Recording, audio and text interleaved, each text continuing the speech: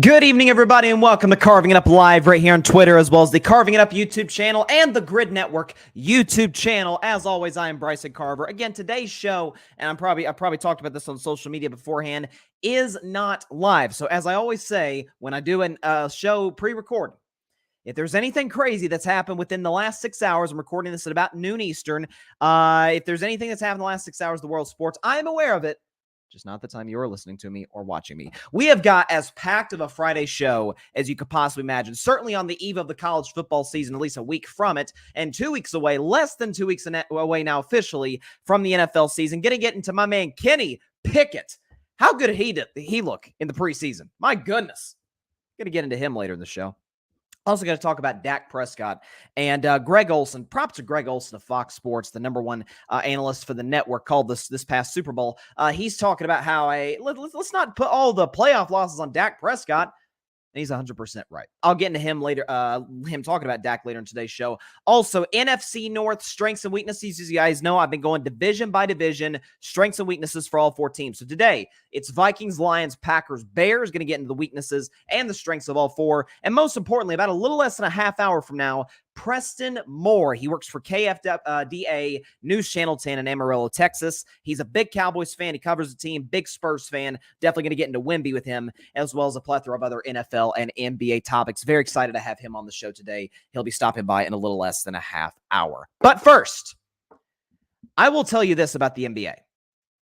They have done a spectacular job of this being the dead space of the calendar, and they're giving us topics. Giannis Antetokounmpo was interviewed by the New York Times, and this is a big story because in a few weeks, he's going to be eligible for a 3-year, $173 million contract extension. He was asked, will he sign it? And he said, quote, "The real question is going to be this year, numbers-wise, it doesn't make sense. But next summer, it would make more sense for both parties. Even then, I don't know. I would not be the best version of myself if I don't know that everybody's on the same page. Everybody's going for a championship. Everybody's going to sacrifice time away from their family like I do. And if I don't feel that, I'm not signing." That is a statement from Giannis Antetokounmpo. There's no question about it. Now, as far as what he's looking, how it looks on his current contract, and he sort of alluded to this that I'll get into in just a moment. So he's under contract for this coming season and the next season, but for the 2025-2026 year, he'll be 31 years old, by the way. He has a player option for a contract to pay him almost $52 million. He can opt out of that or opt into it, and then if he were to opt in, he'd be an unrestricted free agent in the summer of 2026, 3 years from now. So, first of all, from a money standpoint, and Giannis alluded to this, it doesn't make any sense for him whatsoever to sign the extension now. You say, well, 3 years, $173 million. We know what Giannis is thinking. Wait, time out. I saw Anthony Davis get a contract that's going to pay him $62 million a year, and you want me to sign a contract that's worth $57 million a year. Now, AD is spectacular. At his peak, he's a fringe top 5 player in the NBA. The problem is he's all over the place. That's why I call him Coin Flip Davis. That's why I have him just outside of my top 10. Giannis is, of course, undeniably a top 3 player in all of basketball. So from a number standpoint, Giannis is right. Doesn't make any sense. He shouldn't sign the deal until he can get the most that he absolutely can. But if you remember, I certainly do because I covered it extensively on my show. During the bubble, remember that bubble thing? The games were coming on at noon. It was really weird, and there were no fans and stuff. It was a very weird time for sports or for the NBA. Point is, during the bubble, remember when Milwaukee was the number 1 seed? They were the odds-on favorites to win the Eastern Conference. I never bought into them all year. They went down to the Miami Heat in 5 games in the second round. Giannis actually got hurt in that series. Milwaukee lost to a Miami team that got to the NBA Finals that year. And I remember talking about that on my show and saying, like, this feels like it's the end for Giannis in Milwaukee. He's going to play this upcoming season, and then he's going to leave in free agency. As it turned out, he signed a long-term extension, the 5-year extension. Not before, however, and this is where I think it's interesting, not before a month prior to him signing the extension, what did they do? What did the Milwaukee Bucks do? Actually helped them win a championship in a big way. They traded for Drew Holiday. Drew Holiday, who is probably the best two-way guard in the National Basketball Association. All-star level player, good scorer, tremendous defender. and has become the second best player on the Bucks to Giannis. He's supplanted Chris Middleton in that regard. Middleton has struggled to stay healthy. Isn't it funny the parallels between the Bucks in 2020 and in 2023? Losing 5 games to the Miami Heat, who make the finals that year. Giannis gets hurt in both series. Now, by the way, for the record, and I talked about this at length when the day after Milwaukee got beat by Miami this year, I said a bulk of the blame has to go on Giannis because he played bad in the fourth quarter in Game 4 and was horrible in the fourth quarter and overtime of Game 5, certainly at the free throw line. So it's not to absolve blame from Giannis. Like he did not play well enough to win that series against the Miami Heat, 2020 or 2023. But I give a lot of credit to Giannis, not just from a business standpoint. That makes all the sense in the world. But essentially saying, hey, I'm not satisfied with the one championship. We're in an Eastern Conference that, as I have stated religiously, I don't care what anybody says, is better than the Western Conference today. Milwaukee's a contender. Boston's a contender. Knicks are getting better. Heat are a contender with or without Damian Lillard. They get Dame. They might be the favorites in the East for all we know. All these teams out East that are absolutely contenders to potentially win the NBA championship.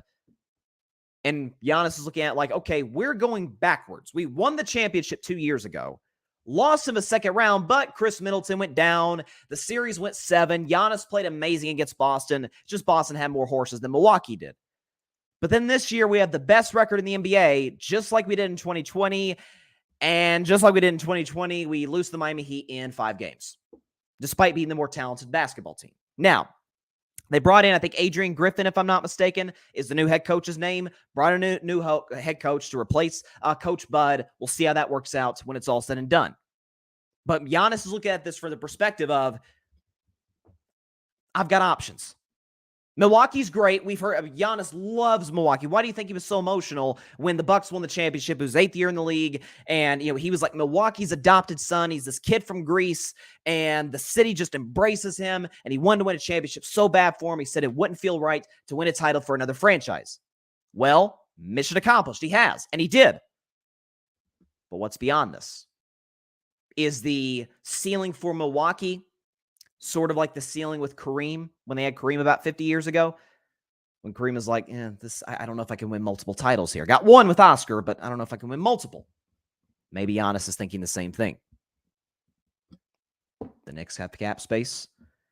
I'm sorry. I'm not ruling out the Golden State Warriors might make something happen. Just throwing it out there. Listen, Klay Thompson takes up a lot of money, and I love Klay. Love Klay. But Klay Thompson takes up a lot of money. That salary cap and the luxury tax and etc. We can make that happen. A Steph Giannis duo. That'd be something. That'd be something. So I like that Giannis is putting pressure. Listen, is he implying that the Bucks should go after Dame? That they should trade a Chris Middleton and some future assets, some draft picks to Portland for Damian Lillard? Maybe.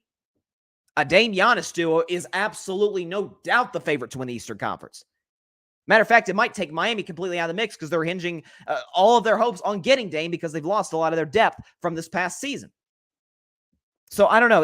Maybe it's just because the story, and again, he did the interview with the New York Times. Maybe it's just because the article came out yesterday, and so we haven't had a ton of time to react to it. But I feel like this is a sneaky big story coming into this NBA season that Giannis said straight up, I'm not signing an extension. And I don't think it's just for the money reasons. The fact that he could have just said, from a number standpoint, it doesn't make sense, and then moved on. He is sending a message publicly to the Milwaukee Bucks, the same way that Damian Lillard did with the Blazers, and they weren't able to get talent. And LeBron has done with the Cavs. They never got him a second true co-star in free agency, certainly, or through a trade. So I think that's Giannis is playing the LeBron and Dame card. Small market. It's hard to attract free agents. But I think he's saying Dame's on the market. Dame doesn't want to be in Portland. Remember, Dame did that interview just yesterday or the day before with Mark Spears, who's a tremendous journalist. And he was saying, I don't want to talk about Portland. So he's done. He's not putting on a Portland Trailblazers uniform again, so he says. Why doesn't Milwaukee get into the Damian Lillard sweepstakes? It makes sense. I'd love to see it. I mean, not for the sake that if my Warriors meet the Bucks in the finals, Not saying that's my prediction, but if that were to be the case, and that's certainly a possibility, I wouldn't love to see Damian Giannis. Giannis is enough for me. He's already tough to guard as is, but that would be a very, very fascinating situation. And I think Giannis is trying to really push that for the Bucks to do. So very interesting. Like I said, feel free to comment. Again, the show is not live today, so 6 Eastern, 3 Pacific time is starting at that time right now. I'm recording this at about noon Eastern, a little before noon. It's about 11:45 a.m. Eastern time here on the East Coast. Again, we've got a loaded show. Preston Moore stopping by in about 15 minutes to talk Cowboys and to talk Spurs. Great dude. Very excited to have him on. Also going to talk Kenny Pickett's preseason. Listen, I don't know if you saw last night and you've seen the... I don't want to read too much into preseason, but the kid looked okay. Here's what I do want to talk about, and this will be a perfect segue into when our next guest gets here.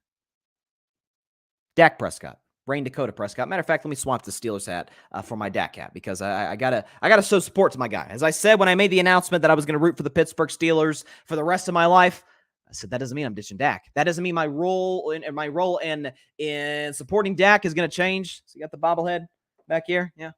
Listen, I'm not going to ditch the guy that I believed in since even before he was a Dallas Cowboy. But, of course, he gets heat, lots of it, in large part because he's the quarterback of the Cowboys. We understand the backlash and the criticism that comes with that. It is what it is. But Greg Olsen was doing an interview, and he was talking to Rich Eisen on Rich Eisen's show earlier this week. And, again, Greg Olsen, former NFL tight end, Pro Bowl level player, is now the number one TV analyst for Fox with Kevin Burkhardt, does a tremendous job. I've said that if Tom Brady signed the deal with Fox to be their number one analyst, I feel bad for Greg because he's that great. And I could see a scenario in which he were to potentially go to another network because he's that good, he's that talented, and certainly wish him the best. But he was on Rich Eisen's show, and he said, quote, "I've always been a big fan of Dak. I like him personally. Every time I meet with him for production meetings and whatnot, I come away impressed with his demeanor, his approach, and his mentality." He also explained that the extra knock on Prescott is due to the team he plays for. He said, quote, "You are playing quarterback for the Dallas Cowboys. I think the expectations and the spotlight doesn't get any bigger in sports than that position and that franchise. Secondly, and this is justified, it seems like in those playoff moments, things kind of fall short. I don't think that all of those playoff losses fall on his shoulders." Also something too, and Greg Olsen agrees with me on this, it would certainly appear. He's talking about Kellen Moore, who's no longer the offensive coordinator of the Cowboys. He's now in Los Angeles with Justin Herbert. Again, my condolences to my man, Justin Herbert. But he was talking about this. He said, quote, the Cowboys, they've been a top 5 offense for the last couple of years, but Kellen Moore wanted to throw it. He was going to put the ball in Dak's hands as much as he could. And when you throw it 40-plus times a game, you're going to have a couple turnovers. There you go. And I've said, listen, when people talk about, the more Dak throws, the worse his numbers look, or the more turnovers he has. Isn't that the case for essentially any quarterback not named Mahomes and Burrow? Their numbers would certainly bear that out. Check Allen's numbers when he throws 40 times a game. Even Brady's aren't the best. Point is, I appreciate Greg Olsen. If I had seen this quote before Wednesday's show, again, carving it up, moving from Thursday to Wednesday now, the middle week episode. If I had seen this before Wednesday, this would have absolutely been carving up the context. Because we talk about, Dak is 2-4 in the playoffs. Cowboys have failed to qualify for an NFC championship game in the last 28 years, I believe. Dak has obviously been a part of that. We understand. But this notion that he is this James Harden-esque playoff choker is simply false. It's simply false. If we can pull up the numbers here of Dak Prescott, because his bugaboo, his Achilles heel, so to speak, has been the San Francisco 49ers. So let's show his numbers against the 49ers in the playoffs because they're not great. Oh, that's my bad. This is it right here. We go. 2 touchdowns, 3 picks, only completes 57% of his passes, 230 yards per game, and a passer rating of 66. That's bad. Those are not good numbers by any stretch of the imagination. I can't defend that. Didn't think he played terribly in the first Niners playoff game. He did in the second one. Said it the next day on the show. But Dak against everybody else, which has been Packers, Seahawks, Rams, Bucks. Packers, Seahawks, Rams, Bucks. Here's his numbers. 9 touchdowns, 2 picks, completes 67% of his passes, throws for about 274, 75 yards per game, and has a passer rating of 107. He's an elite player against everybody else. You say, well, Bryce, you got to get past the 49ers to get to the NFC title game. Got to get past the 49ers if the Cowboys want to make any kind of run. Aaron Rodgers' numbers against San Francisco in the playoffs, have you checked those? Have you checked Geno Smith's numbers against the San Francisco 49ers? Heck, Jalen Hurts' numbers weren't mind-boggling. This is a defense in San Francisco that has shut down essentially every great quarterback they've played outside of Patrick Mahomes. And even Mahomes in the Super Bowl, Mahomes was bad through the first 3 quarters. He had a big fourth quarter, props to him, but that Niners defense shut him down for 3 quarters.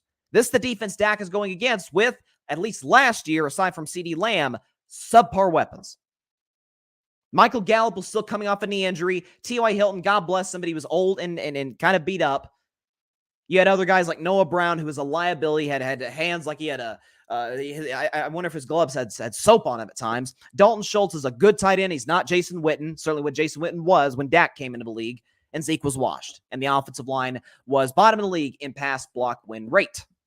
That's why it was big that they brought back Zach Martin. We often, listen, when you lose a playoff game, the attention is going to go to the quarterback. And the attention is going to go to the head coach. We understand that. But when we put together false narratives such as Dak's bad in the... I've posed this before. What would happen if Dak Prescott, let's just say for the sake of argument, he had a 27-0 lead in a playoff game on the road and was throwing darts out there. It was looking great. We were like, oh my God, look at Dak Prescott. And he scored 3 points in the second half and his team, lost the game. How would we view Dak Prescott if that were to be the case? Because that's what Justin Herbert did against Trevor Lawrence. I feel like that should count for something. And I love Justin Herbert. I was a big Justin Herbert guy the second he came in the league. I said, this guy's going to be a star quarterback. He's big, he's strong, he's got a big arm, he's accurate, he's a great leader, he's mobile, he's got the whole package. Justin Herbert, I said, was going to become a star quarterback in the league, and he's done just that. Can you imagine if Dak had lost a 27-0 lead? He'd never hear about for the. We still criticize him to this day. To this day. For a game against the Philadelphia Eagles in 2019. Remember, Dak didn't play well in that game. He had the shoulder, but didn't play well against Philly. Only scored 9 points. They lost the division. That wasn't even a playoff game. Dak didn't play well, but it wasn't as if he had this big first half and then just fell apart in the second half. Now, some of that, again, too, with the Chargers was coaching, and Brandon Staley cannot be defended in that regard. Can you imagine if Dak Prescott at home as the league MVP scored 10 points, and when his defense did not, let me pose it this way. When the team he's playing does not score an offensive touchdown, and you still lose the game. Aaron Rodgers did just that against the exact same 49ers defense. For the record, Dak, not terribly impressive, but he scored 17 on the 49ers. Aaron Rodgers, the MVP of the league, scored 10. It's relevant to a certain degree. So I think when we have these discussions regarding Dak and his playoff resume, his playoff record, I think we need to look at it with more nuance and say that, again, that last game against San Francisco, I'm the biggest Dak fan in the world. I came on my show the very next day. You can look it up. I said, this one's on him. This is not on Mike McCarthy. This is not on the defense. This is not on Jerry Jones or the running game or Tony. It's on Dak. Dak didn't play well. Dak missed throws. Dak only dropped 12 points. I know the Niners defense is great. 12 points. Seattle scored more than that. The next day, I said, this is on Rain Dakota Prescott. Every other game, he's given his team a chance to win. First ever playoff game was against the great Aaron Rodgers in the heart of his prime. Dropped 31 points on that Packers defense. Led that drive to to score or to kick the field goal to tie it at 31, and Aaron Rodgers makes one of the greatest throws in the history of the National Football League to Jared Cook on the sideline, and Green Bay wins the game. But Dak played more. That he had over 300 yards, 3 touchdowns, had the run for the 2-point conversion. He was excellent in that game. Year after, Seattle Seahawks. Dak was fine. He threw a touchdown. Did he throw a touchdown pass? I think he did. Played pretty well in that game against Seattle. And then it gets down to a 3rd and 14. Remember this? And Dak Prescott tries the quarterback draw, gets the first down, ends up getting the touchdown. The quarterback sneaked up next play. Dallas beats a very good Seattle team. The next week, he does not turn the football over against a tremendous Los Angeles Rams defense. Elite. Aaron Donald in his face all the time. Put him in position to win. Had it at a 1-score game. Defense at a 3rd down 7 with 2 minutes to go. Jared Goff, an immobile quarterback, we believe, runs for the first down. Dak never gets a chance to touch the ball. Year after that, San Francisco. Didn't play great, but 4th down. Remember this? 4th and a mile for Dallas. This is before the play where Dak tried the quarterback draw, was tackled, and the clock ran out. It was a horrendous call, as we all remember. Drive before that, Dallas is down 6. They're at midfield. Dak is pressured. I mean, by the way, he actually was pressured, I think, 20 times that game, so that matters a little bit. Dak rolls out to his right, is pressured by like 2 or 3 49ers, uncorks a beautiful pass, put it in the only spot where Cedric Wilson could go get it, and it goes through his hands. Would have probably set up Dallas inside the red zone, and good chance they would have scored and won the game. Playoff game after that, Tampa Bay. You remember the narrative going that game? Well, Tampa Bay's 8-9. Tom Brady's had the worst year of his career. But we trust them more when we do Dallas and Dak Prescott. Dallas hadn't won a road playoff game since the 1992 NFC title game. When Jimmy Johnson famously said, "How about them Cowboys?" We remember that. And Dak Prescott went on the road to Tampa Bay, a team that was only 2 years removed from a Super Bowl victory, with all the pressure on the world in him. All eyes on him. And through 5 touchdown passes and had a QBR. I shouldn't say a QBR. Yeah, he had a QBR of 96 on 0 to 100 and a passer rating well over 100. The last game against San Francisco, he played bad. I will not hide from that, and I think neither will Dak. But if we're talking, I've heard, are the Cowboys contenders? Are they contenders? And we've had that discussion over and over and over. But when I hear people talk about, well, the thing holding them back is Dak Prescott. It's hilarious. Cute even. A year ago, he had CeeDee Lamb, who's elite. He proved it. I have some doubts about CeeDee Lamb coming that season. Left the season with no doubts. He's an elite wide receiver. He's a true number 1. The rest of the receiving core was last in the NFL in yards of separation per play. And the offensive line was bottom 5 in pass block win rate, and Dak still led them, when he was healthy, to being the number 1 offense in the NFL and led them to a victory over the greatest quarterback of all time, and as a matter of fact, sent him into retirement. There's plenty of reasons to believe the Cowboys can make a run. There's some reasons to believe they can't. Most of it being previous history. Cowboys being the Cowboys. But the notion that Dak's going to be the one that holds the back seems a bit over the top, if I do say so myself. I got to defend my guy. I have a feeling throughout the season, when I do carving up the context on Wednesday, I have a feeling I'm going to be doing a lot of Dak Prescott segments. And listen, like I said, I said this year for the Dallas Cowboys, I said it's the Yoda season. And when I mean that, I say, do or do not. There is no try. That line from Empire Strikes Back. And I said, this feels like the vibes are very odd around Dallas. I don't know if it's good or bad. So I said, I don't think this is going to be the year where they have a great offense or they go out in round 1 or they go out in round 2 against San Francisco. To me, they're going to be a fringe playoff team to either barely sneak in or miss out, or they're going to the NFC Championship game. I actually don't think there's an in-between. Either they're mediocre, average, or a win away from the Super Bowl. Like, that's where I think they are right now. So I think they're not spot. Now, I will say this. Aside from Dak, I don't have any questions about Dak. The defense, to me, is going to be one of the bigger reasons they get there. Obviously, we know what Micah Parsons is and what he represents.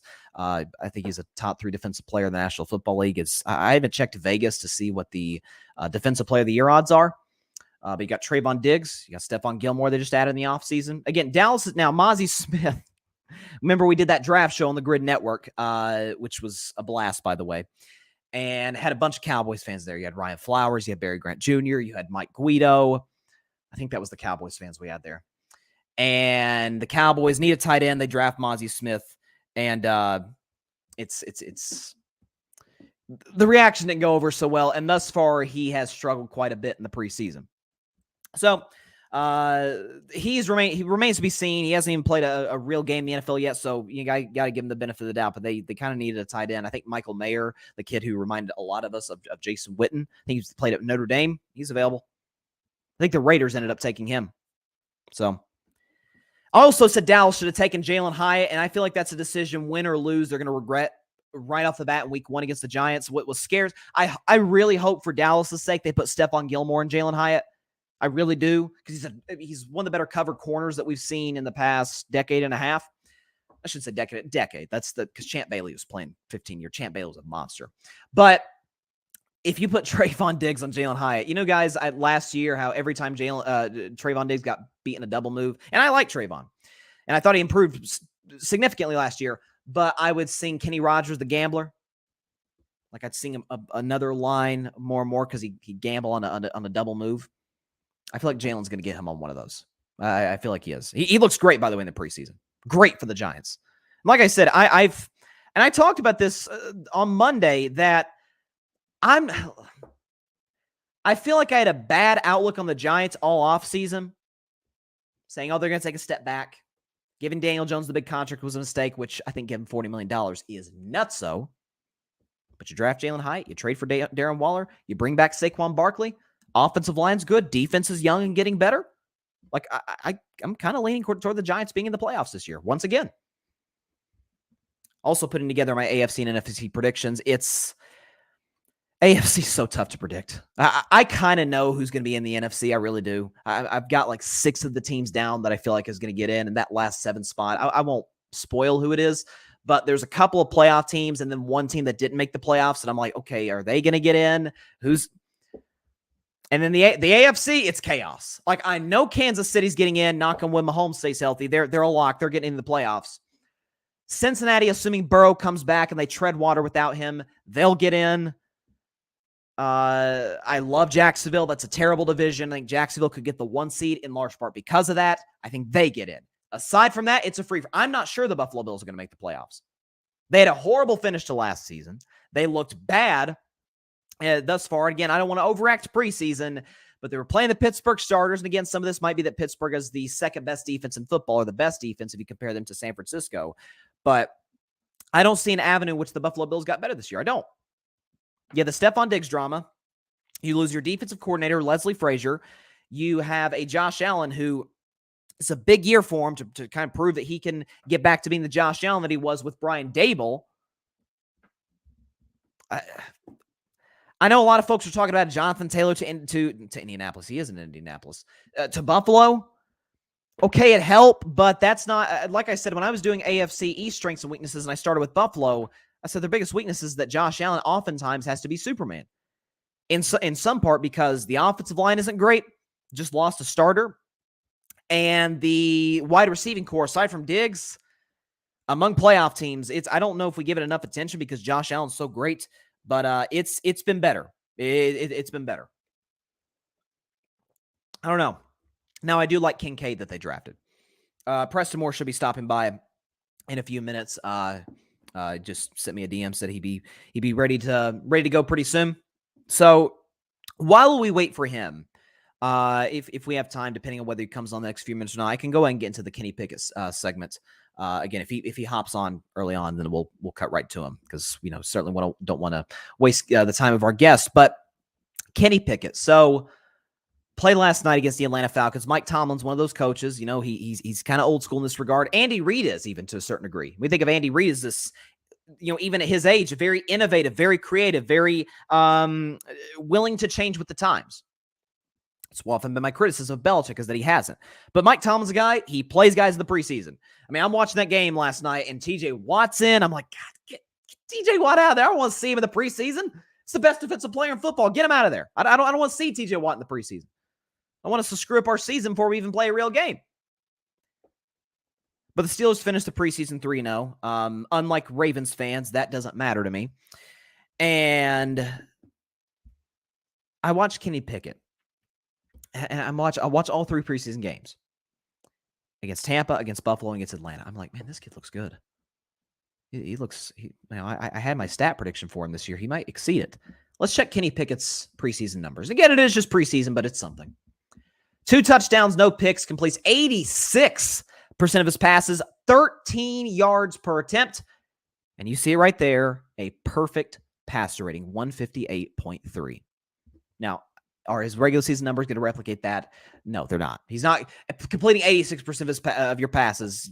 You'd have to throw like a 20 check downs a game. Your offense is going anywhere. But it's like I talked about, though, with Kenny Pickett. It was 2 or 3 weeks ago when there was a report from the NFL Network. I apologize, forget who the journalist was that was talking about this, that was covering Steelers training camp and saying that Kenny Pickett, they trust him so much more to push the ball down the field. I mean, first play, and you saw the play to George Pickens, who I said is going to have a monster season. And he's going to have double-digit touchdowns, over 1,000 yards. He's going to be huge this year. But you saw them push the ball down the field to George Pickens, which they have done all throughout training camp. Like last year and the year before that, certainly with an old Big Ben, the Steelers were very vanilla, especially given the fact they didn't have a great offensive line, so they had to get the ball out quick. They're not pushing the ball down the field because of an old Big Ben. And then this past year, you had Mitch Trubisky start the season. Then you had a young Kenny Pickett, a rookie Kenny Pickett. Again, I'm always in favor of playing a rookie. It's what I talked about with Anthony Richardson. Always in favor of playing a rookie right off the bat. And you saw the last year, though, it got off to a rough start, but won 6 of the last 7 games. Kenny Pickett played better toward the end of the year. He had a big game against the Cleveland Browns in the season finale to almost get Pittsburgh into last year's postseason. And I think when you talk about the year 1 to year 2 improvement, I did a segment on that we've seen a lot of very talented, very good quarterbacks in the NFL that either had subpar rookie years or terrible rookie years. Jared Goff's a prime example. Jared Goff was a bust his rookie year. Year 2 gets Sean McVay, and he lights the world on fire. When we think of Jared Goff as like a fringe top 10 guy. I think by the end of the season, we might be having the same opinion of Kenny Pickett. So I put down if I still have it in my notes, Kenny Pickett's, my prediction for Kenny Pickett's stat line this season, because I think he's going to have a big 2023. Not like put himself in the MVP discussion, but yeah, here's what I put. I wish I on the graphic, but I said 28 touchdowns, 10 picks, about 230 yards per game. I may have to up that a little bit. Complete 65% of his passes, have a 91 passer rating, and the Steelers will go 11-6. Like that's my prediction for Pittsburgh. Again, I'll do my full NFL predictions in a couple weeks, but that's kind of where I'm at with Pickett. Like I think he's that. Again, he's not gonna blow you away with his talent. His arm isn't that of Allen or Mahomes. His accuracy isn't that of Burrow. His height, physicality isn't that of a Trevor Lawrence or a Justin Herbert. But could he be, I don't know, a quarterback you guys know I love? Could he be the AFC's version of Dak Prescott? Except a more mobile version, playing in a functional organization with better weapons? I'm not saying Steelers are going to win the division, although I'm not ruling it out with the Burrow injury. Knock on wood, he's healthy. Listen, I don't like the Bengals, but I don't wish any injury upon anybody, especially one of the stars and the faces of the league. But with Burrow out, potentially 5 weeks, more or less. The Ravens, again, knock on wood for Lamar's health as well. Love Lamar Jackson. Been defending him for years. Could the door open? Maybe. But I'm feeling 11-6 for the Pittsburgh Steelers. I think they make the playoffs, and I think they win a playoff game. Like we're talking about some of these AFC teams, like the Chargers and whatnot. Can we name the last time the Chargers have not let us down in a big moment? It's been infrequent, to say the very least. So I think Kenny Pickett has a big 2023. Again, I don't think the preseason is just this look into, as I always say, the Cleveland Browns went 4-0 in 2017 in the preseason. They didn't win a game in the regular season. 0-16. So listen, we have a history of teams being great in the preseason, being bad in the regular season. Pittsburgh goes 3-0. I don't think it's like a bad omen for them to have a bad regular season. Matter of fact, I think it gives a look into, again, Mike Tomlin's one of the few coaches, and Pittsburgh's one of the few teams where the preseason does matter more for them than other teams because you do get to see the starters longer. But I loved what I saw from Kenny Pickett yesterday. By the way, that Jalen Warren kid, is that Jalen Warren for the Steelers? He had the 60-plus yard run last week against Buffalo. He had another touchdown yesterday. I like him. I like the kid. I like him. Yeah, we talk about rosters. I think San Francisco is the best in football. I think Cincinnati's is really good, albeit they lost their 2 safeties. Pittsburgh might be top 5. Now, offensive line is my biggest concern, as I talked about on my strengths and weaknesses for the AFC North on Wednesday. But I believe in Pickett. He's still got to prove it. But I believe in Pickett. Najee Harris is a very good running back. George Pickens is an elite talent at the wide receiver position. The only reason he was drafted where he was is because he wasn't healthy his last year at Georgia. I saw him play in college. When Georgia went to Neyland Stadium in 2019, I saw him play, and I'm like, good Lord, this kid doesn't even look like everybody else. So I think Pickens has a huge year. He's shown you that throughout training camp and throughout the preseason. Deontay Johnson's a good wideout. Pat Freiermuth is a good possession tight end. They added a kid, I think Washington from Georgia. Very good physical tight end. And then defense, we know who they are, what they represent. They did not give up 20 points in the last 7 games of the season. Think about that.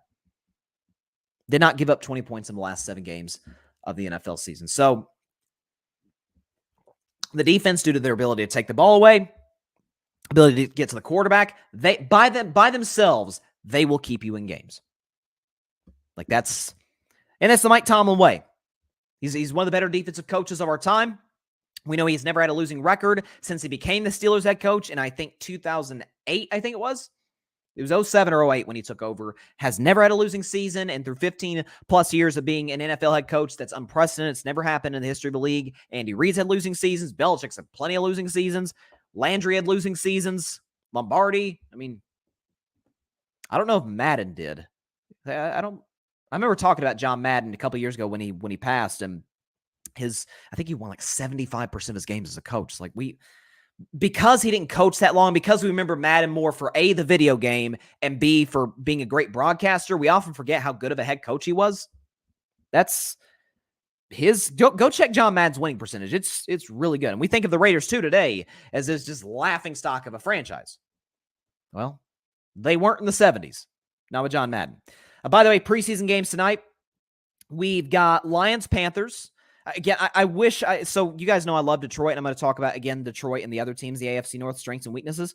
But, I wish Hendon Hooker was healthy. I really do. It's so much more interesting to watch Detroit in the preseason. But you've got the Carolina Panthers. I assume Bryce Young will start. Again, we're 2 weeks out in the regular season. It's still weird, the whole 3-week preseason game as opposed to the 4 weeks, because I remember back in the day, it was 4 preseason games, and the third game was where the offensive starters played. Some offensive starters played the whole first half. They've cut it back more now. So I don't know if though preseason week 3 is the same as it was in years past with the 4-game schedule, or if the week 2 of the preseason is like the dress rehearsal game, 3 weeks out of the regular season. So I don't know. But we got Patriots, Titans as well. That'll be interesting to see Malik Willis, Will Levis battle for the backup job. Right now, I'd honestly give it to Willis.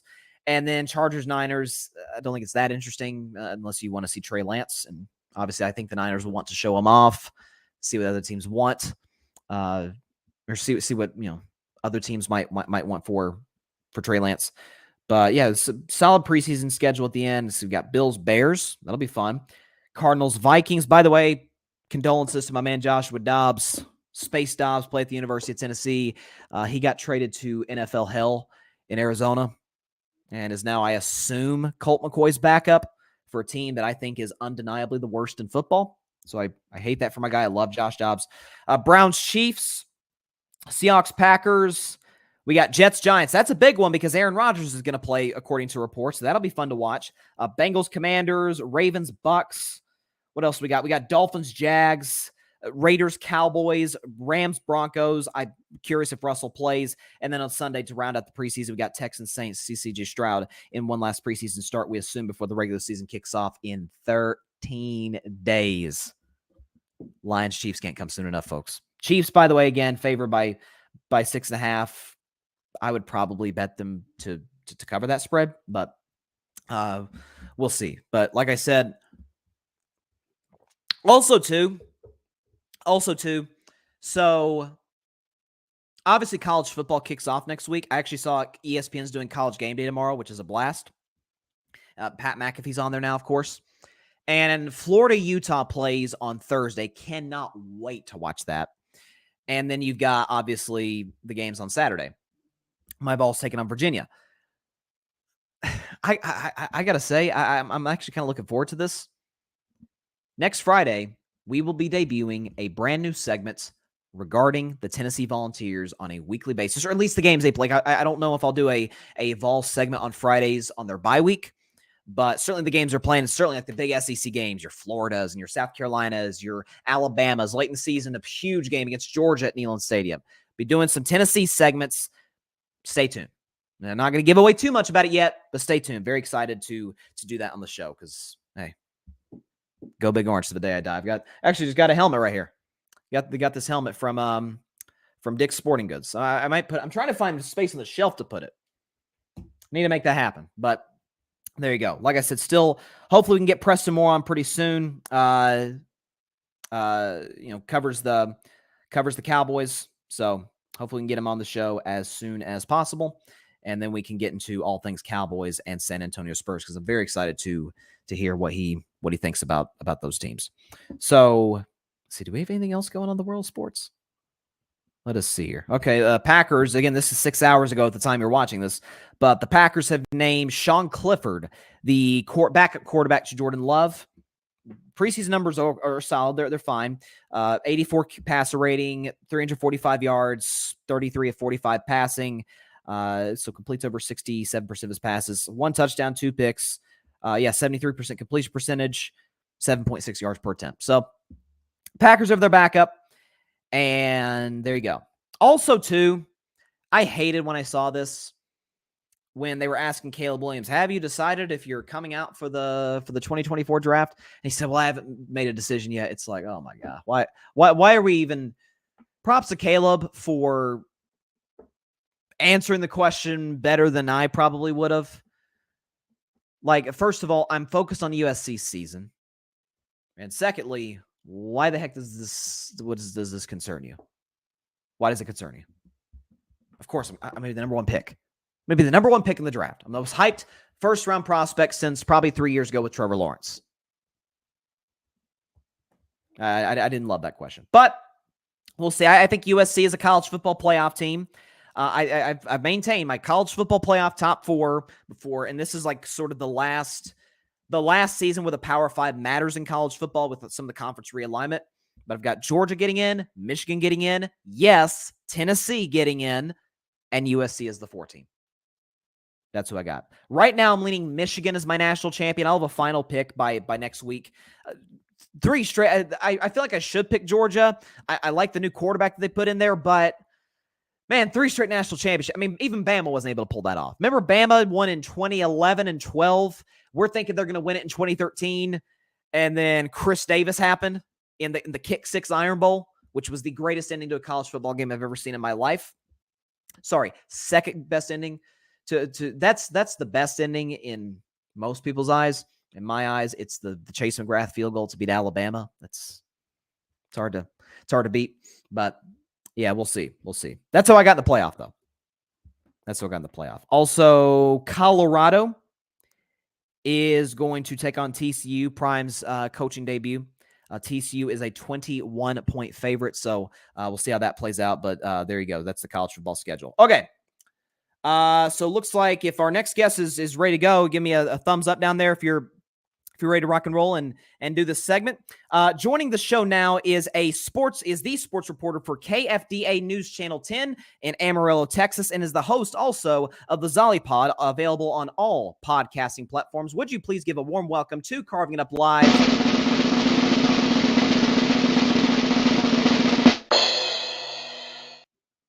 Preston Moore is joining the show. Preston, great to have you on, my man. How you doing? Hey, it's good to be here. I appreciate you having me on the show. I like the drum roll intro. It's pretty fun. I appreciate that. Yes, sir. Hey, listen, I gotta give my guests a warm welcome. Got to make that happen. I appreciate it. I love it. Yeah, yes, sir. So before we get into the Cowboys and the Spurs, because I know you're a big fan of both, you cover both. Just tell me a little bit about yourself, how you got into this business, the space of covering sports, obviously as you do in Texas, and kind of what got you into that. Yeah, great question. So I went to Oklahoma State University where I majored in sports media. It was a lot of fun, got to do a lot of different stuff with that. So I've always been a big 12 fan, been a big, Dallas Cowboys fan, obviously, as well as San Antonio Spurs, like you mentioned. And then I worked in Florida for a little while outside of the business, and then I got a job back in my hometown of Amarillo, Texas, working for News Channel 10, most watched station in the area, working as a sports reporter. So it's a lot of fun getting to do that. And I've been doing that for about a year. We cover mostly high school and local sports. We have a double A minor league baseball team here as well that we cover. But yeah, a lot of high school sports. High school football season actually starts tonight.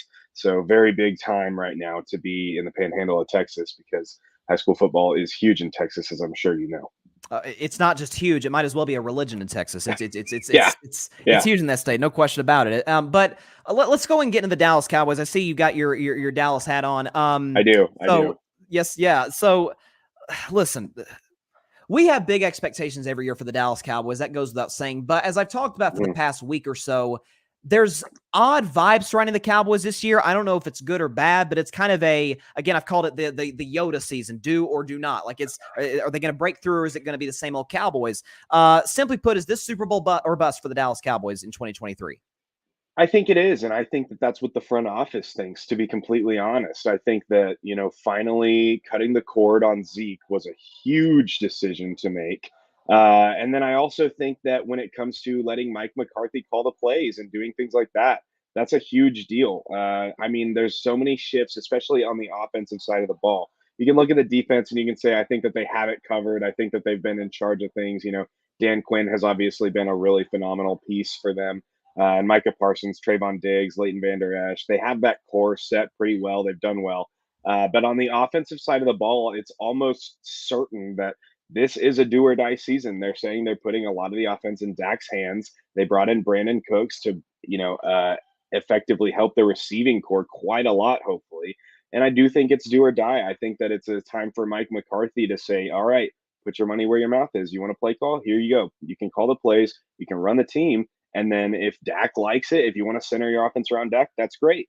Put it around Dak and let's see if he is the guy that a lot of people say he is. Personally, I say he is. If he is that kind of guy who can lead your team to a Super Bowl, this is his chance to show it. You got rid of Kellen Moore, you got rid of Zeke. If those two were the problem with this roster, this is the most complete roster the Cowboys have had in 10 years, if not in my entire lifetime. Preseason. Looking at preseason, obviously, you look at 2016, Dak and Zeke were rookies. We didn't think that that was going to happen the way it did, and it just did. 2014, you could make a case for, but we didn't know DeMarco Murray was going to do that year. He was phenomenal that year. He kind of came onto the scene kind of unexpectedly in a way. So when you look at this season ahead of it, I do think that it's do or die. I think the Yoda season, the way you said that, I think that that's a great way to put it, frankly, because it is that. That's just the vibe that I get around this team right now. So yeah, I have to agree with you there. I think it's Super Bowl or bust, or at least bare minimum make the NFC Championship game. There's no reason why they shouldn't this year.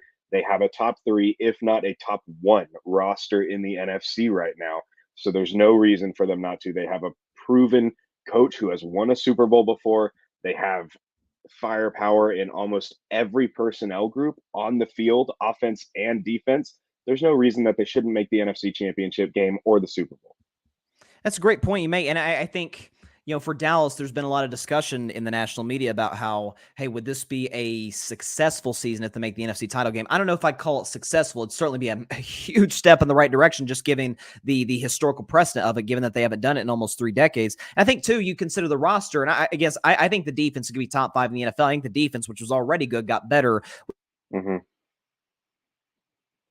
with the addition of Stephon Gilmore. I think it's also the fact that the NFC is probably the weakest that it's been in decades. San Francisco, we know what they represent as a roster, but and I love Brock Purdy, but we'll see if he's able to make that jump in year 2. You got Philadelphia, who lost both of their coordinators. You lost some starters on defense. I really like Detroit. I don't think they're a contender. So listen, there's a lot of questions in the NFC. Dallas certainly has some of them, but it's not completely out of the question. Matter of fact, it's really the expectation for them to at least be, as you mentioned, the final two among the final two in the NFC. Also, you and I are both Dak Prescott guys. Man, I'm wearing his freaking hat, for crying out loud. But I did a segment on an earlier show about how, we often, of course, the blame is going to go on quarterbacks and coaches when you lose playoff games. That's just how the business works.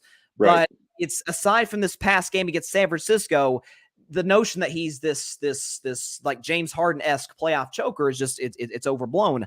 But last year, obviously, the picks were the issue. Some of them were not his fault. Some were off the hands of receivers, miscommunication, and some of them were just flat out bad reads. I remember a pick against Washington at the end of the season where it's like, I'm not even sure what he was thinking, throw the ball. The second pick against San Francisco was a horrible decision. So talk about Dak's picks, and do you think, you mentioned the offense being more Dak stands this year, do you think those are going to be reduced this year? Because Dak has historically not been a high turnover guy. Yeah, this is interesting to me because we know Dak to not be a high turnover guy. This isn't something that happens, late in quarterbacks' careers. I don't think we see this a lot of the time where guys who don't turn the ball over much suddenly just turn the ball over more than anyone in the league for 2-3 years. That doesn't really happen unless they really switch up the scheme, the offensive coordinator, which hasn't happened until this offseason. So that doesn't really, you can't apply that right here. That being said, with Dak's picks, you mentioned it. It was, and I know that, I hate to be the Cowboys fan that makes excuses for Dak. I really do. He made some bad decisions. You're absolutely right. He had some bad throws, point blank. I mean, that is what it is. But at the same time, when there are YouTube compilations of interceptions bouncing off of your receiver's hands, or interceptions not cutting over in front of the safety instead of going behind them, which is just a misread of the defense on the receiver's part. When there are YouTube compilations of 8-9 picks of that happening in one season to one guy, it's a little uncanny. It's a little odd. And, it just, the biggest thing to me was that Jaguars game. I think that we all probably remember. I remember talking about that the next day. It's like the first or second play of overtime. We got the ball. We're feeling good. We got the first drive. We're going to go down there and score, win the game. It's going to be fine. Bam, bounces right off of Noah Brown's hands. I mean, that's the kind of stuff that happens when Noah Brown is your wide receiver 2. Noah Brown is now listed as wide receiver 4 on the Houston Texans. Yeah. Just think about that. This was Dak Prescott's wide receiver 2 for most of the year last year. And he's wide receiver 4 now on one of the worst teams in the league. It's not inaccurate to say that Dak had no receivers outside of CeeDee Lamb who could create separation from their defender. And Kellen Moore was pretty notorious, and he's kind of started to do this a little bit in Los Angeles already, of drawing up pass routes where the receivers are all kind of clumped in the same place. They don't have separation from each other. And when your receivers can't create separation from the defenders and your offensive coordinator isn't letting your receivers take separation from each other, it's a recipe for picks. I don't care who your quarterback is. I don't. And so I believe that CeeDee Lamb was the only receiver on the Dallas Cowboys last year. You can do your own research. I'm not sure if this is accurate. I know that it's a number like this. I believe CeeDee Lamb was the only receiver on the Dallas Cowboys last year to average over 2 or 3 yards per separation from their defender per catch. And others, such as Michael Gallup, such as Dalton Schultz, were like bottom 10 in the league. So when you look at that, I do think that it's safe to say that hopefully this was a fluke. Hopefully this doesn't continue. Hopefully this doesn't happen again. I don't think it will. Especially with all of the hype around Mike McCarthy's new offense, all the hype around the way it's supposed to be, revolving around Dak. One thing that everyone has said about Dak from the beginning is he's a very cerebral quarterback. They praise what he can do at the line of scrimmage, the way he can read defenses and dissect them. They've compared him, many have compared him to Tom Brady in that sense. I'm not saying he is Tom Brady, obviously. Sure. That would be a great overstatement. But they've compared him to Tom Brady when it comes to that specific skill. And if this offense is centered around Dak, and if he can do the things pre snap that we think and we say he can do, then I see no reason why he should lead the league in interceptions again this year. I truly think it was a fluke. I hope I'm right. If I'm wrong, I'll be very upset. But I don't really think that I don't think that the interceptions will be a problem, especially when you add on the other side of CD Lamb, one of the fastest receivers and most consistent receivers, no matter what offense he's in the entire league, Brandon Cooks. Yeah, no question about it. And you mentioned a point that I have discussed ad nauseum going back to last season that, as you mentioned, outside of CeeDee Lamb, the Cowboys, I believe, were bottom of the NFL in yards of separation per play. So, the inability to get open is not just completely on the quarterback. And so I remember there was a stat about Tua and the Dolphins receivers, not to take a shot at Tua because he's a good player, that was sort of on the other side of that spectrum. So that's going to be a question for Dallas this year. Last Cowboys question. There's been, I don't really get this, but there's been a lot of buzz around Jonathan Taylor potentially being traded there. Again, I don't get it because you have Tony Pollard, albeit coming back from injury. You got Deuce Vaughn as kind of like you're playing your Darren Sproles role.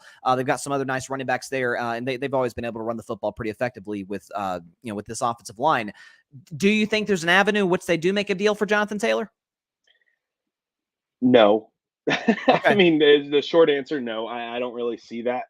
My main goal for Jonathan Taylor is anywhere but Philly. I'm okay with him going anywhere else. I know there's been buzz around him and the Eagles. And, I mean, obviously the DeMarco Murray experiment didn't work very well in Philly. So I would hope that if Jonathan Taylor went there, it wouldn't work. But I think Taylor is a little bit more of an elite running back than Murray was. I think Murray had one really, really, really good season behind a really historically good offensive line Yep. that allowed him to do that and exercise his skills in that way. As far as Jonathan Taylor and the Cowboys, I don't really see it. I think that they're going to bank on Tony Pollard, and I think that Deuce Vaughn has been one of the biggest surprises of training camp and of the preseason. So I think that if they can use him, they're going to use him. Malik Davis, Rico Dowdle. They have a deep backfield that they do like. And if we know one thing about the Cowboys, they kind of proved this maybe a little wrong over this offseason in all the best ways with Stephon Gilmore, with Brandon Cooks making big moves. But if we know one thing about the Cowboys historically, they don't really go out of their way to trade for big guys. They don't really go out of their way to do that, especially over the last 10 years. They always stick with their guys. They like their guys. They kept, I mean, even on the coaching staff, they kept Jason Garrett long after he had, long after his seat was more than hot. So Yeah. to put it that way. But yeah, I don't see a Jonathan Taylor deal coming. I would be surprised. I'd be okay with it. I would welcome him for sure. I think he's a great running back, but I don't think that, especially with the Colts asking price and the shelf life that running backs have in this day and age, I don't necessarily want him if we're going to give up what they want. I don't want to give up a first. Yeah, no, I get what you're saying. Do you have a Super Bowl prediction yet? I don't. I haven't gone through, and man, I'm one of those Cowboys fans that every single year I'm like, Hey, listen, we've got some people and here at this network, the Cowboys Camp fan. You need to check them out. They're right there with you. Okay, so there's nothing wrong with that. yeah, well, and the thing is about this season, I feel like I'm a little validated in that. I was on a radio show a couple weeks ago saying kind of what you said. I didn't call it the Yoda season. I really like that. I wish I'd have thought of that before you. I love that. I might steal it. Go But ahead. I'll give you credit. I'll give you credit. I'll shout out your podcast if I do. But that being Appreciate it. said, with the situation going into the season again, 2016, 2014, a lot of these really good years that we know about that we remember recently in Cowboys history where we had a chance to win a Super Bowl, had a chance to make a deep playoff run. A lot of those seasons, we didn't know that we were going to be in that position. Yeah, we had the typical Cowboys fans. This is our year. We're going to win it all. We do that every year. That's just the way it is. We always feel confident. We're made to feel confident. I think the Cowboys PR does a really great job at making us feel confident.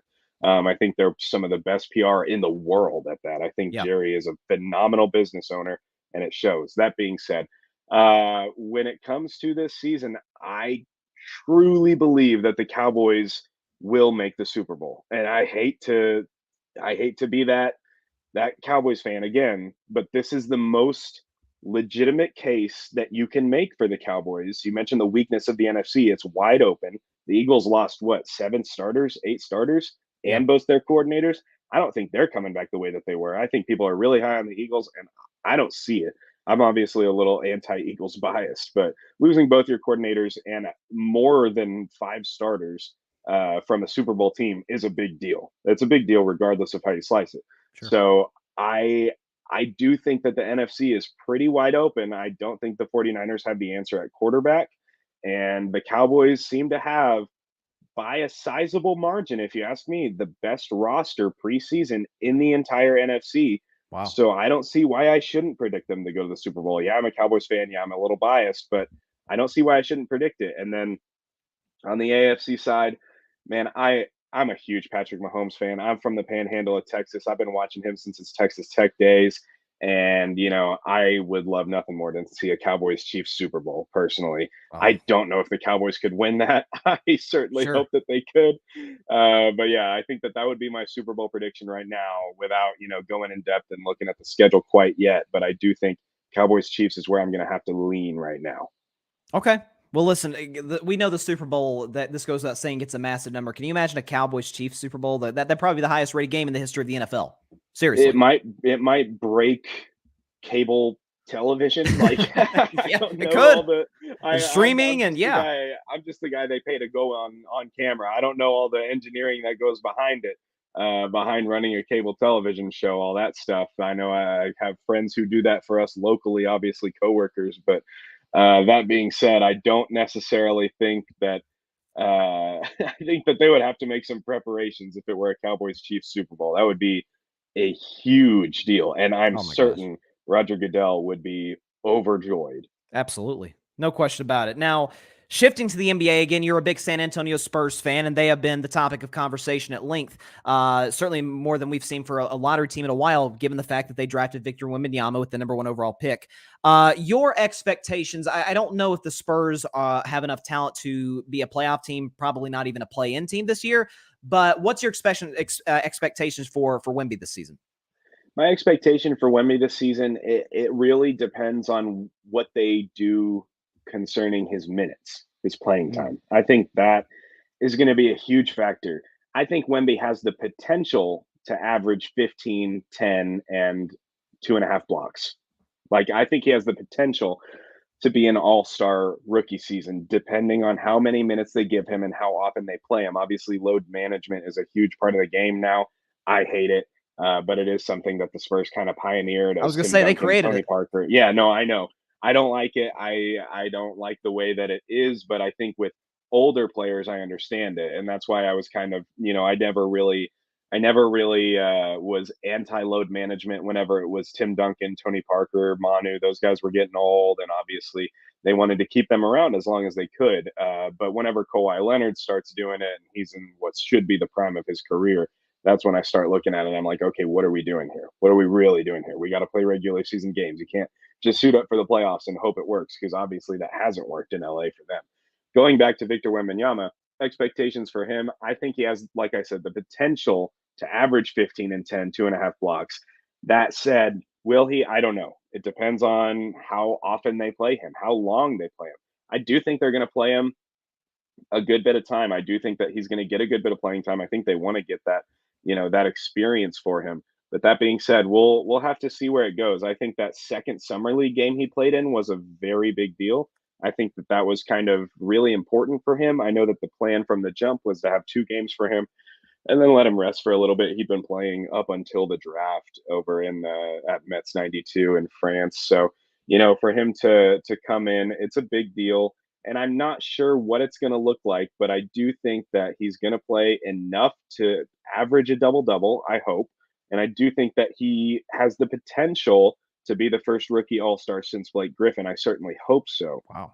Um, that being said, if he doesn't make it, I think that the expectations on this kid have been sky high, and I've been the first one to say, "Hey, let's pump the brakes for a second here. This kid's 19. Like, he's not, just going to come on and be the greatest basketball player you've ever seen in year one." LeBron James didn't do that, and the hype around him was astronomical.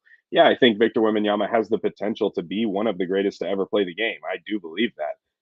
But I mean, you can't put expectations on this kid. You got talking heads on national television that are saying if he's not top 5 all time, he's a disappointment.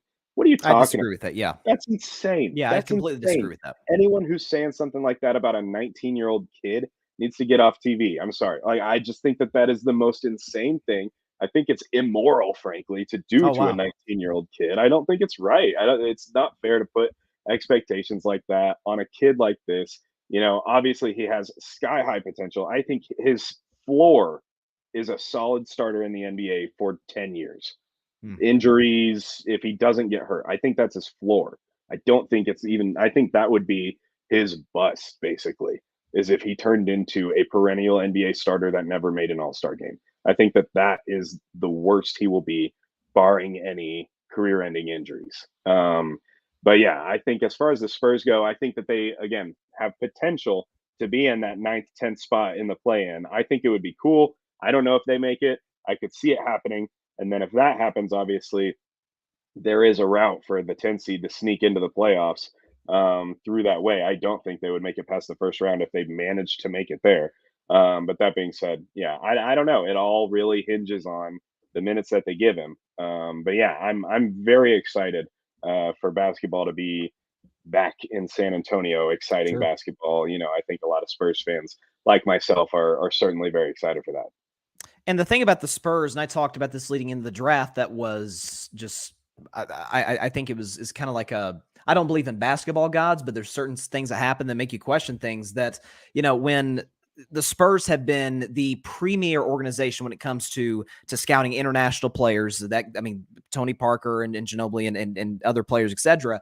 For them to sort of almost be rewarded in a sense to get one of the better prospects we've seen in some time from France, obviously seems to be almost like a reward for years of hard work and being a great organization. Do you you see you talked about the expectations earlier, so you probably won't love this question, but do you think Wemby is the greatest prospect since LeBron? Yeah, yeah, I think prospect since LeBron, yeah, I think that's totally fair to say.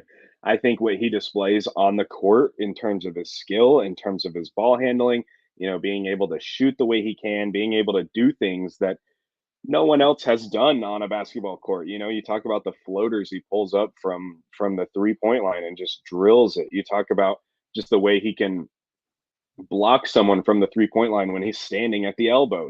I mean, just the things that he can do sheer just based off of his sheer build alone, it's an automatic natural disadvantage to other Yeah. players on the court. I mean, you saw it in summer league.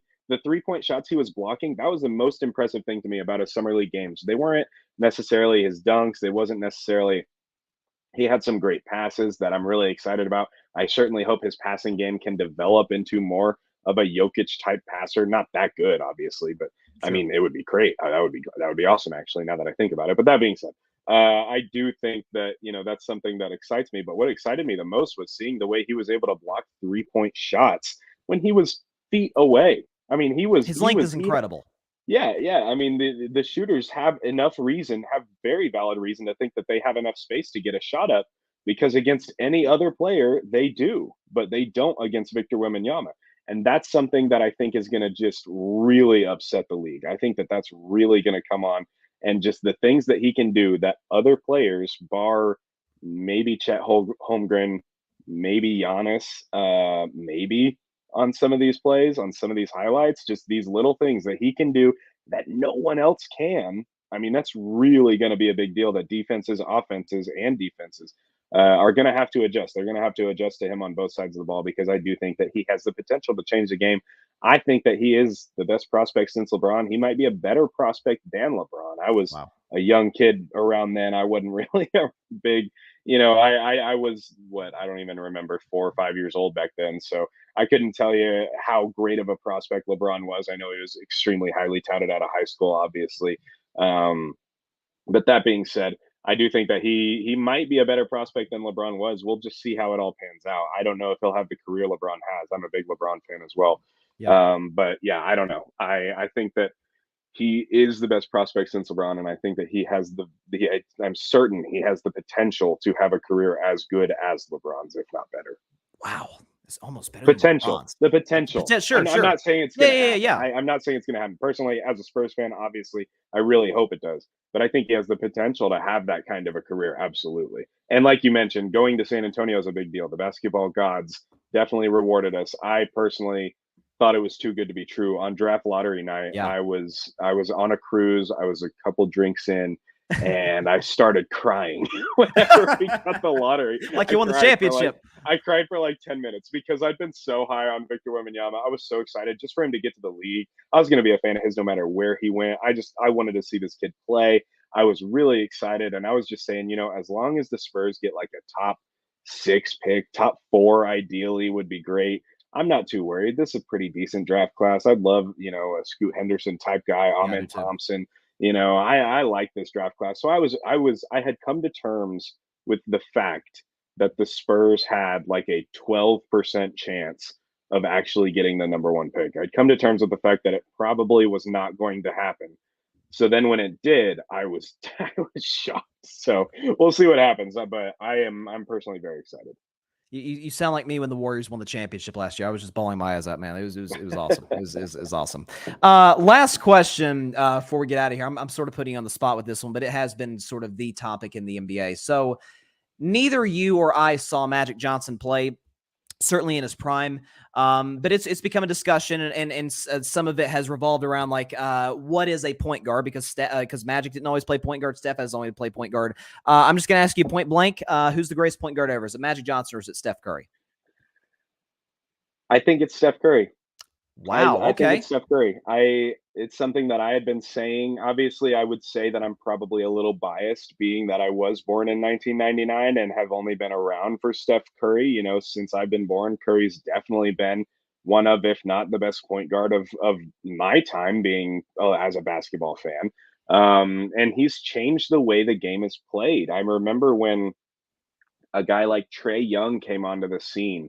And Trey Young was kind of, he was this exciting kid who could shoot from the logo, and like he was the first guy to at the highest level to play a similar style of game as Steph Curry and do it well and Yeah. succeed in that. Because once Steph Curry started throwing up shots from the logo all the time and just jacking up threes, frankly, that's historically not a smart way to play basketball. But when you're Steph Curry and you can shoot the way he can, you can just jack up threes. That's okay. So then all these kids everywhere started to do it. Even players in the NBA started to do it. College basketball, you started seeing it all the time. And but guys couldn't do what Steph Curry could do because they're not Steph Curry. They tried to play like Steph Curry, but they're not. And Trey Young kind of came on and was the first guy to do that. So when I look at Steph Curry, I see a guy who genuinely changed the game of basketball, changed the way it's played. And you're starting to see it now more and more with a lot of point guards, more like him, who can do that sort of thing. Um, so yeah, I do think it's Steph Curry, and I think one more ring and it solidifies it. I don't know if he gets it. I would be happy for him if he did. I think one more ring, it solidifies him as the greatest point guard of all time. And I think that might enter him into a top 5 all time discussion with one more ring. We'll see if that actually were to happen or pan out. But I think he's on the cusp of being in that top 5, maybe even, again, on the verge of being on the GOAT debate, which is where I kind of Whew. see that's where I see a guy like Tim Duncan's resume. Obviously, again, I'm a Spurs fan, but his resume compares literally to only LeBron and Jordan and, maybe Kobe, but frankly, Kareem too. yeah, Kareem as well, Kareem. But yeah, I mean, I think that's where, I think Steph's on the verge of being at that level of player. And you can't say that about anyone else in the league right now. You can't say that about Kevin Durant, frankly. You can't say that about Giannis, obviously. You can't say that about Jokic. These guys are younger in their career. Right now, I think the only guy that you can say that about is Steph Curry. He's on the verge, and I do think that he is the best point guard of all time. I think you mentioned Magic playing around, playing a bunch of different positions, obviously. I do consider Magic a point guard, but at the same time, Magic had, I don't know. I don't think that he did what Steph Curry is able to do. And Steph Curry has been able to do that with and without great teammates on the court. He's been able to do that with guys like Kevin Durant on his team and Klay Thompson, but he's also been able to play the way he plays and have the kind of success he has on the court without those guys as well, and still, make an impact on the game in that way. And I think that speaks volumes. He wasn't just good whenever they had Kevin Durant. Their Sure, best absolutely. season, their best record was when they didn't have Kevin Durant. I mean, I think that just goes to show, he is the guy. He's been the guy in Golden State, and I think he's going to continue to be that.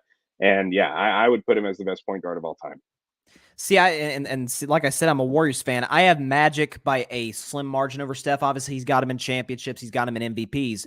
And certainly he accomplished the 12 years of his career before obviously the HIV diagnosis was as impressive a 12-year resume as we've seen in the history of the game with the titles and the MVPs and whatnot.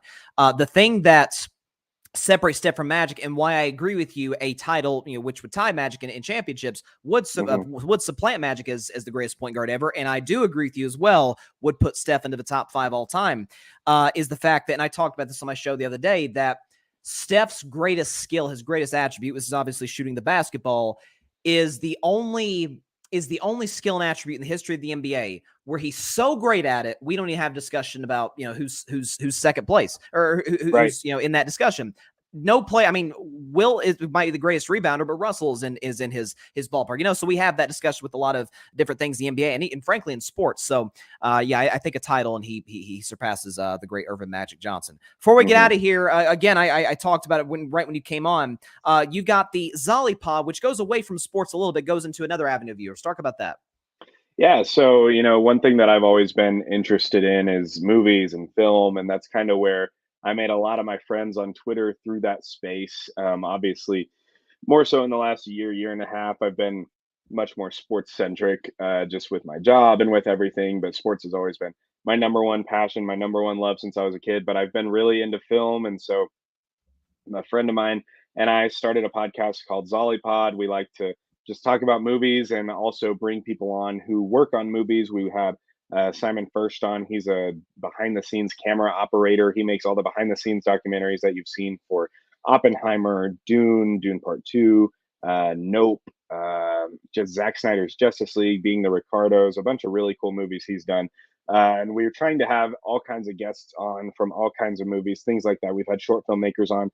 We're still in its early days. We've only released a couple episodes so far, but it's been a lot of fun so far. Those come out every other Wednesday, and we just love talking movies and just kind of why we love them and why the process of making them is so interesting to us. So that's just something that I like to do on the side. Like I mentioned, if you wanna follow that, it's at Zollypod, ZOLLYPOD. It's a lot of fun. Comes out every other Wednesday, and yeah, we enjoy talking about movies. We don't talk much sports on there, but that's what I have this kind of stuff for. So yeah, That's dope, man. Preston, appreciate you coming on the show. Hopefully we can do it again sometime, and keep doing what you're doing, my man. yeah, absolutely. Thank you for having me on. I really appreciate it. This was great. This was a blast. Yes, sir. Have a good one. That was Preston Moore, News Channel 10, Amarillo, Texas, Zollypod podcast, as we just mentioned. Very, very talented guy in this space in regards to sports, in regards to movies. He's done a spectacular job. There's no question about it. And he makes some great points regarding the Cowboys when he was talking about how, like, hey, like we're often so enamored with the team from year to year. Again, he mentioned 2014. I thought they were going to win the Super Bowl back in 2014. It's actually following the 2014 season is how I became a Cowboys fan for 5 years, and then I've obviously transitioned to being a Steelers fan. But yeah, this is. I don't know if I agree it's the best roster in the conference. I still think that belongs to San Francisco, but is it top 3? No question about it. Is it good enough to get to an NFC title game? Undeniable. So I'm very fascinated to watch this Cowboys season because, again, and he liked my Yoda season phrase for it, it's boom or bust. It's boom or bust for the Dallas Cowboys. I don't think there's an in-between. It's boom or bust. All right, so throughout the last week and leading up to the regular season, which is, again, only 13 days away, ladies and gentlemen, I have been doing segments on each division. So we've done 3 thus far on the team, all 4 teams in each respective division, their strengths and their weaknesses. So we've done the 2 East divisions, AFC East, NFC East. Wednesday, we did the AFC North. So today, we are going to do the NFC North, which obviously consists of the Vikings, Lions, Packers, and Bears. So we can get the background music going on right now. Let's go and get into the strengths and weaknesses.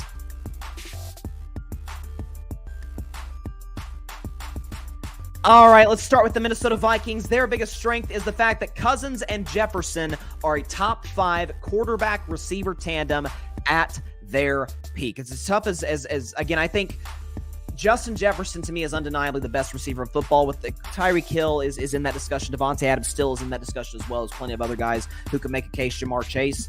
But I think just in terms of his ability to separate, speed, route running, he's got the whole package.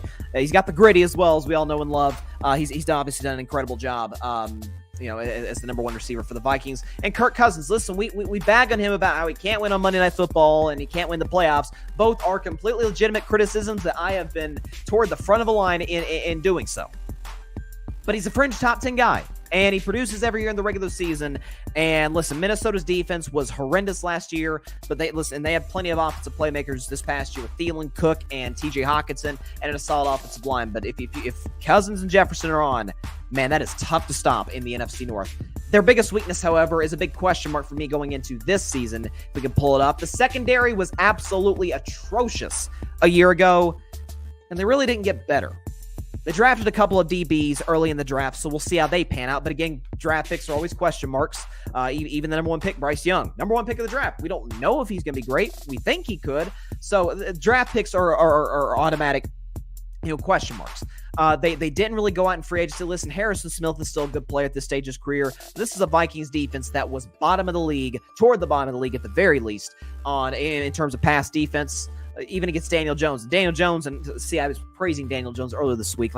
He's fine. I don't think he's a world beater. I don't think you're ever going to win a Super Bowl with Daniel Jones at quarterback for the New York Giants. But this is a Vikings defense that for 2 games last year made Daniel Jones look like a Pro Bowler. And Daniel Jones only threw 15 touchdown passes last year, and he had me fooled after the wild card game thinking hey, maybe Daniel Jones is putting himself into the franchise quarterback discussion. And then the Philadelphia game happened, and that was that.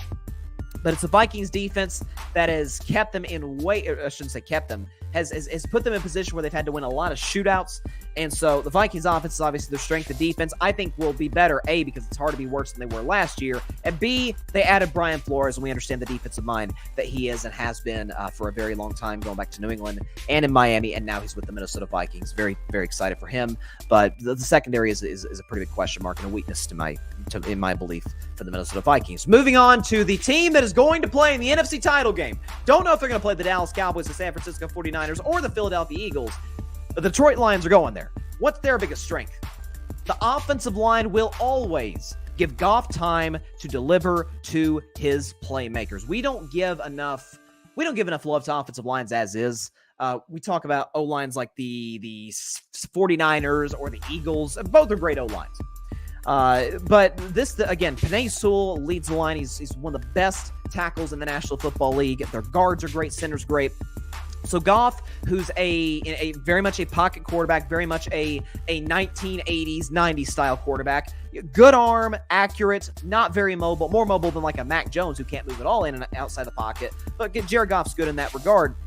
He's going to need an offensive line to protect him, to deliver the ball on time and on target, and he's got that. Detroit's offensive line, they've done a great job addressing it in the draft and otherwise, and so that line's, again, in an NFC 2, where if they want to get to where I think they're going to get to, the NFC title game, they're going to have to go through Philly's great defensive line, San Francisco's loaded defensive line, Dallas's really good to elite defensive line. Even in their own division, they've got some solid defensive lines they got to play. So give the Detroit Lions that for their strength. They've got great playmakers. Jamison Williams will hopefully come back from suspension and resemble the guy we saw at Alabama who's so successful. Amon-Ra St. Brown had a big year last year. I think he's going to be even better in 2023. That's the Detroit Lions' biggest strength. Their weakness, however, while expectations are high, playoff experience is low. Outside of Jared Goff, basically, who's obviously played in a Super Bowl and played in multiple playoff games, Dan Campbell's never been the head coach of a team that's made the playoffs. Numerous teams. It's a very young Lions team. They drafted Jahmyr Gibbs, Amon-Ra St. Brown. Again, defensively, they got Aiden Hutchinson, who I still think is going to pan out as one of the better pass rushers, certainly in the NFC North and even beyond that. Cam Sutton, My guy to Tennessee for the Pittsburgh Steelers, he has some playoff experience, but that's really the question. Niners have been there and done that. Eagles been there and done that. Dallas, we could talk about their playoff resume. Playoff experience isn't an issue for the Dallas Cowboys. So that's what I worry about for the Detroit Lions. Again, you could say, well, what about their defense? What about their defense? They improved the secondary. They're the number 2 overall pick last year. Aiden Hutchinson, I think, will be even better, more comfortable this year in 2023. I'm not that worried about their defense.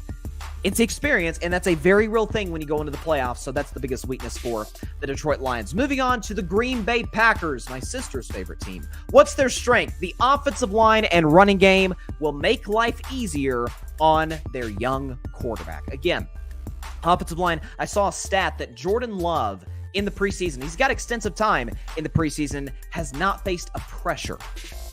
Dead serious. He's not faced a pressure all preseason long. It's the Packers' offensive line. This is why I worry that my biggest concern for the Jets, and I talked about this when I discussed their biggest weakness, is that Aaron Rodgers has never played behind a bad offensive line. He may this year. But for all of the concerns and the criticisms that we've had of Green Bay dating back to when Rodgers first became the starter, like the defenses aren't always great. The wide receiving core doesn't always stack up to some of the other contenders that we've seen in the NFC in recent years. Offensive line, always good. I saw there were rumors that, hey, the Jets, and I talked about this on the show, that, hey, they may trade for David Bakhtiari. The Packers are not trading David Bakhtiari. Not with a young quarterback who has so much to prove this year. So, and again, Aaron Jones, A.J. Dillon, one of the better running back tandems in the NFL. That's going to help Jordan Love big time, take a little bit of pressure and weight off his back in terms of having him throw 30, 40-plus times a game. As I talked about earlier in the show with Dak Prescott, the case is with most quarterbacks in the NFL, even the good ones, the more you throw, the more prone you are to make a mistake. And so being able to make life easier, give Jordan Love a situation where instead of facing 3rd and 11 behind the sticks, he's facing 3rd and 4. Makes life a lot easier on a young quarterback. The biggest weakness, though, Jordan Love's ceiling, it may not be reached under Matt LaFleur. I'm probably one of the only people in the world that still believes Matt LaFleur is an average to below average head coach. Well, he won 13 games 3 years in a row with the Green Bay Packers, and can you tell me what it amounted to? Please. Mopped by the San Francisco 49ers in 2019. Beaten by the Tampa Bay Buccaneers on your home field. And I shouldn't say mopped. Beat by the San Francisco 49ers the year after in a game in which they being the Niners, score an offensive touchdown. And he still found a way to get beat. Situationally, LaFleur has been iffy at best. He's been masked by the fact they've had one of the greatest quarterbacks to ever play, Aaron Rodgers. And again, I like Jordan Love. I don't love in terms of him being like a franchise guy. I think especially when you consider the expectations coming in, where you had Favre for a decade and a half. You had Rodgers for almost 2 decades. So you have all that, sort of compounding. That to me is going to be a big concern, is whether or not LaFleur can help Jordan Love get to his peak. Because I'm not going to lie, folks, last year, some of that was on Aaron. Some of that was him aging. Some of that was him being injured. And some of it was, the play calling wasn't great. The situational football, certainly in the playoffs, at home, has not been good. And Matt LaFleur teams historically tend to get pushed around the field a little bit. So that goes beyond, obviously, Jordan Love. That goes into the interior offensive defensive line. So that's going to be a big concern for the Packers. That's why I don't think they're a playoff team this season. And finally, the Chicago Bears, a team I don't really know what to do with this year. What's their biggest strength? Well, the Bears will get the best version of Justin Fields with upgrades on the O-line and receiving core. We know they added DJ Moore in the trade when they gave up the number 1 overall pick, added DJ Moore from the Carolina Panthers. I've always been a big DJ Moore guy. I've always said, hey, it's, he's I don't know if he's necessarily a true number 1, but it isn't like he's had the greatest quarterback talent in the past, dating back to Carolina. He's had to work with. Justin Fields, probably the most talented guy he's worked with to this point from a quarterback perspective. So I think DJ Moore's going to have a solid year. And again, they upgraded the offensive line, drafted my man Darnell Wright out of the University of Tennessee, big, strong left tackle. I saw a report that Darnell Wright actually got mixed up with the wide receivers in the receiver workouts. And he ended up doing the workouts with the receivers, and they said he aced it as a left tackle. So he's athletic, he's big, he's strong, he's a monster. The 3rd pick of the draft, Will Anderson, went against him. Remember this game well, Bama versus Tennessee, and Will Anderson barely got a finger on Hendon Hooker because Darnell Wright was there on the offensive line, played one of his best games of his college football career. I think he's a can't-miss player in the NFL, the best left tackle with respect to the kid out of Ohio State. And again, this is a huge bounce back year, a huge prove it year for Justin Fields. What's my rule I give out when it comes to quarterbacks? And Bill Parcells had the rule that year one is the developmental year. Year two, you need to see a big improvement from year one. And if by year three, you're still not quite certain if he's the guy, you move on. This is that year for Justin Fields. He had a rookie year, but it's his rookie year. It happens. Year two, he showed flashes, and some of his struggles were due to the fact that he literally had no offensive line to speak of, but some of it was not great, accurate passes from the pocket. Has he improved that in the offseason? That remains to be seen. I believe in him. I like him as a prospect, liked him out of college in Ohio State, but it remains to be seen. And this is a huge year for Fields and for the Bears. I do think they have the roster and the talent, certainly the offensive side of the ball, to maybe sneak in the playoffs or at least get into the playoff hunt. That's where I view Chicago. And finally, the Bears' biggest weakness, the defense is in a complete rebuild, meaning the offense will need to win shootouts. Now, is Justin Fields, sort of again goes back to Justin Fields, is he a guy capable of winning shootouts? He certainly was in college, but that's different when you got Ohio State players everywhere, 5 stars everywhere. Different reality in the National Football League. And this is the Bears defense, and when they gave up a lot of their starters a year ago, you look at those point totals from some of those teams they played against. It ain't great.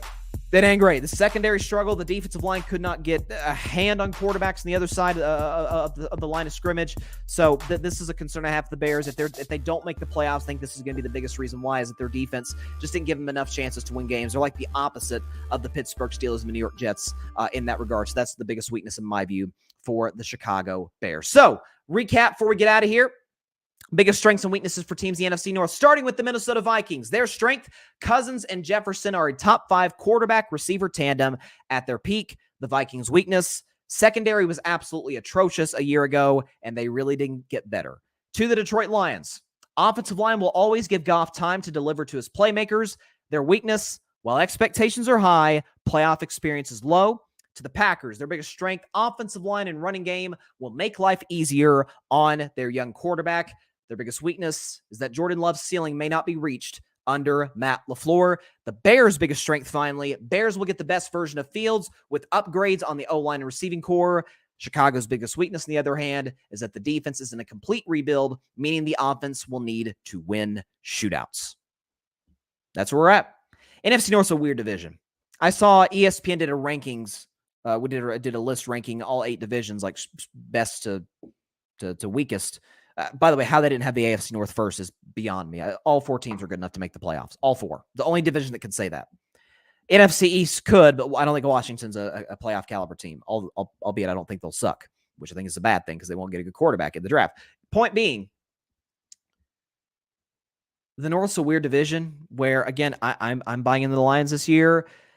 Minnesota, again, there's one of those teams I don't know what to do with. Bears, I don't know what to do with. Packers, I'm pretty confident they won't make the playoffs. I just want to see what Jordan Love's capable of, this being year 4. We talk about year 3 for Fields. Jordan Love's got to sit in the passenger seat for 3 years. Actually, the man's might as well have been in the trunk. He hasn't been able to see that much game action. So, North's a weird division. NFC North is the exact opposite of the AFC North. By the way, I just want I got to tread lightly when I say this, but then again, I don't really care. So I watched last night, so I was watching the Steelers game, of course.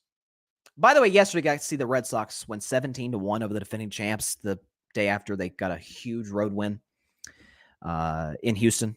Got ourselves back in the wild card picture. Mookie Betts, by the way, coming home tonight to Fenway. Red Sox fans, again, the game's already started by the time this is aired, but please give him a standing O.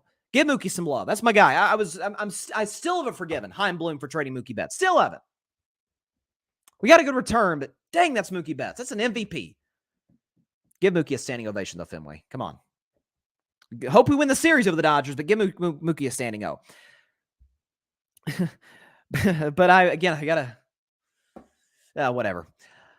So I watched the arrest of former President Trump yesterday, and make of it what you will. But I loved when there was all this anticipation on social media about the mugshot, and the medical report came out. And you had these NFL fans, these NFL meme accounts saying Donald Trump is 6'3", 215. Basically, he's Lamar Jackson. NBA people saying 6'3", 215. He's Eric Gordon. It's like I find humor out of these situations. I love it. I saw that, and again, the anticipation on X was incredible. Listen, social media can be a very toxic place. That goes without saying, and I don't think Elon has exactly helped matters by removing the block button, especially among other things. But I don't know. The buildup was I'm not gonna lie to you, it was kind of fun. I must say. All right, that is all the time we have for today's show. Appreciate everybody stopping by as always. Big shout out to Preston Moore. You can catch him on KFDA News Channel 10 in Amarillo, Texas, as well as on the Zolly Pod, available on all podcasting platforms. Hope to have him on the show again. And thanks to everybody for watching. Be sure to check out Carving It Up Live on Monday at 6 p.m. Eastern, 3 p.m. Pacific time, Twitter, as well as the Carving It Up YouTube channel and the Grid Network YouTube channel. Be sure to like, share, comment, and take 2 seconds out of your day. Hit that big red subscribe button. Helps the channel grow exponentially. And be sure to go subscribe to the Grid Network. That is GRYD, the Grid Podcast Network, right here on YouTube, as well as any and everywhere you get your favorite podcast, be it Apple Podcasts, Spotify, iHeartRadio, Google Podcasts, any and everywhere you get your favorite podcast. Great show today. Very excited for next week. Think about this, folks. Last full week without NFL football. I'm talking about real games. Preseason doesn't count. Last full week before the NFL really begins. We're this close. 13 days. Cannot wait. All right. Have a great weekend, everybody. Please continue to stay safe out there. Please be sure to take care of your physical as well as your mental health. And please be sure to take care of your physical mental health, obviously, but be sure to contact your local state representatives and senators to demand change for gun violence in America. Please do that. All right. I'll be back on Monday. Vols segment, a new Vols segment, Tennessee Vols segment, coming to Carving It Up Live starting next Friday before the season opener against Virginia. Very excited about that. So be sure to tune in for that, and we're going to have some fun. So see you all on Monday. Have a great weekend, everybody. Please stay safe out there. God bless you all. Peace out. I kind of love the mugshot. I'm not going to lie. Thanks so much for watching the show on YouTube, and be sure to go click that big red subscribe button and check out the other clips and full shows from Carving It Up Live, as well as our other incredible content creators here on the Grid Network.